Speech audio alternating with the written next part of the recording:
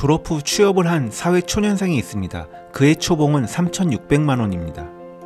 소득세, 건강보험, 국민연금 등이 빠진 실수령액을 확인해보니 260만 원입니다. 이제 여기서 이번 달 월세와 학자금 대출이자 신용카드 값이 결제되니 저축을 할 돈이 굉장히 빠듯합니다. 예전에 5, 6천 원이면 점심 한 끼 해결이 가능했으나 어느덧 8천 원에서 1만 원에 육박합니다. 그렇다면 5천 원 내고 점심을 먹던 시절과 지금 8천 원에서 만 원을 지불해야 하는 오늘에 이르기까지 여러분의 월급은 점심값 상승분과 동일하게 2배 가까이 올랐나요? 이렇게 오른 가격은 그럼 식당 주인 호주머니로 갔을까요? 어떤 사람들은 점심 가격을 올려버린 식당 주인 탓을 할 것이고, 어떤 사람들은 원자재 가격 인상, 환율, 유통구조 등 여러 복잡한 변수로 인해 식당 주인은 물론이고 정부도 물가 상승 문제를 어찌할 수 없을 거라고 할 겁니다.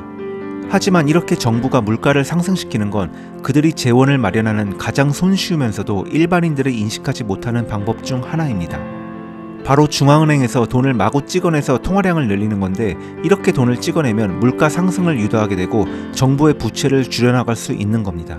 쉽게 얘기하면 우리가 구매하는 모든 것에는 세금이 포함되어 있고, 우리가 현재 지불하는 비싼 점심값에는 정부가 조용히 걷어들이는 보이지 않는 세금이 늘어났기 때문입니다. 이렇게 돈을 찍어내면 찍어낼수록 물가는 상승하게 되는데, 여기서 가장 피해를 보는 것이 월급쟁이입니다. 부자들은 자산을 여러 형태로 보유합니다. 주식, 부동산, 금과 같은 실물 자산을 많이 보유하고 있는 부자들은 인플레이션으로 인해 피해를 보는 것이 아니라 오히려 부를 불리게 되는 거죠. 이들이 가지고 있는 자산은 물가 상승과 동일하게 가치가 올라가니까요. 그러나 자산을 전혀 보유하고 있지 않은 월급쟁이는 이러한 인플레이션에 매우 취약해집니다. 예를 들어 한 조그만 국가가 있고, 여기에 쌀 10가마와 만원짜리 10장이 있습니다. 10명의 사람이 매달 쌀을 한 가마씩 만원과 교환하며 생활을 하였습니다. 이 쌀의 공급 수량은 변함이 없습니다. 그러나 어느 순간 정부가 만원짜리 10장을 더 찍어냅니다. 그럼 이제부터 쌀은 만원이 아닌 2만원으로 교환할 수밖에 없습니다. 쌀은 그대로지만 만원의 가치가 반으로 줄어든 거죠. 월급쟁이는 어느 순간부터 쌀을 반 가마밖에 가져가질 못합니다. 월급쟁이는 월급을 쌀로 받지 않고 지폐로 받습니다. 그리고 화폐의 가치가 반토막이 나더라도 절대로 월급이 2배로 오르진 않습니다. 이것이 바로 인플레이션입니다. 1,000원이 있으면 먹을 수 있던 빵이 지금은 4,000원씩 줘야 하는 시대입니다. 이제 앞으로 20년 후면 빵 하나에 1만원 시대가 올 겁니다. 돈의 가치는 천천히 그리고 지속적으로 떨어집니다. 정부는 세금을 올리면 표가 빠져서 정권 교체가 될 수 있으니 돈을 찍어내는 방법을 사용하는 겁니다. 이 동영상을 보고 계시는 분들 중 은퇴연금에 돈을 넣고 계신 분이 있다면 나중에 얼마를 받을지 확인해보세요. 그리고 그 받을 돈을 3으로 나눠보세요. 그것이 수십 년 후에 실제 돈의 가치일 수도 있습니다. 충분한 금액인가요? 월급쟁이 직장인이 사업가 또는 자영업자들에 비해 치명적으로 불공평한 부분이 또 한 가지 있습니다. 바로 세금인데, 모든 직장인은 월급을 세후로 수령받게 됩니다. 이것을 피할 방법은 없습니다. 그러나 사업체를 운영하는 사람들은 세금을 나중에 냅니다.